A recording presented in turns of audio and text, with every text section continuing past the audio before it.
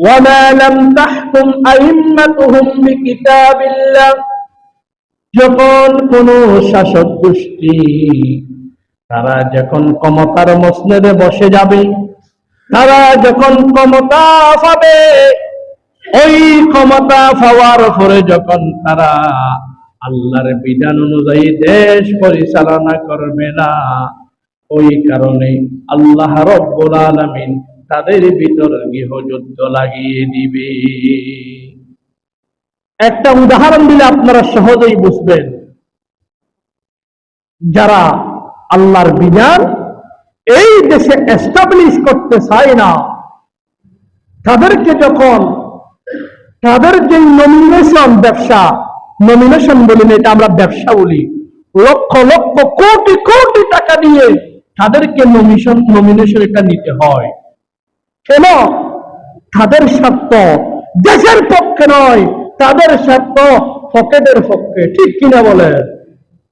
এই পর্যন্ত এত সরকার এসে আর গেছে, দেশের মানুষের জন্য তারা কি করেছে? তারা সবাই বেগম ফারাই ঘর বানিয়েছে। ঠিক কিনা বলেন? দেশের কোটি কোটি টাকা তারা বিদেশে প্রসার করেছে। এই দেশের মানুষকে তারা দিয়েছে শুধু কষ্ট, অভাব, দুর্ভিক্ষ। ঠিক কিনা বলে? নমিনেশন এটা ব্যবসা। কাদের জন্য?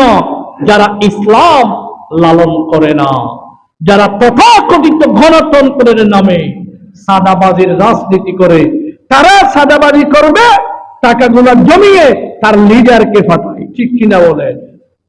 অন্যথায় এই যে আরো অন্যান্য ধরনের ইসলামিক দল আছে না নাই, তাদের একজন জেলা আমিরকে যদি বলা হয়, আপনাকে একটা কথা বলবো, এইখানে আমি একজন মানুষকে দিব, আপনি এটা এইবারে নির্বাচন করিয়ে না, আপনি ফলো করবেন, তিনি বলে আলহামদুলিল্লাহ।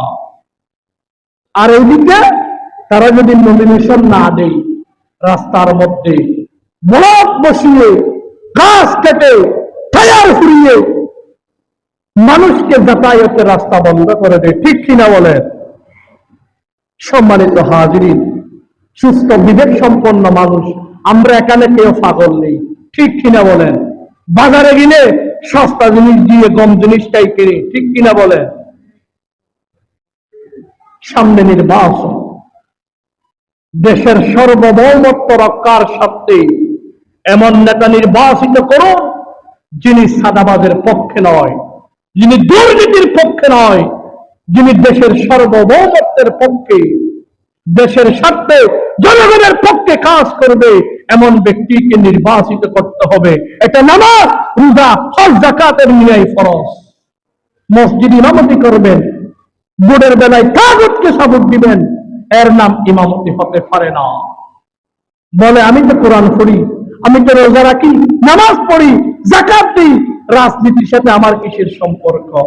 আরে মিয়া, এই বর্তমান বাংলাদেশে আর রাজনীতি এটা ইমানের সাথে সম্পর্কিত হয়ে গেছে। আপনারা দেখেন না, বিগত ফ্যাসিস্ট রমজানের ইফতার মাহফিলে বলছে মুসলমানের 90% অধিক মুসলমানের দেশ, বলছে এখানে ইফতার মাহফিলের নামে কোন কোরআনের প্রোগ্রাম করা যাবে না। ঠিক কিনা বলে? সম্মানিত ভাইসব, এই দেশের জনগণ এখনো পর্যন্ত 90% মুসলমান।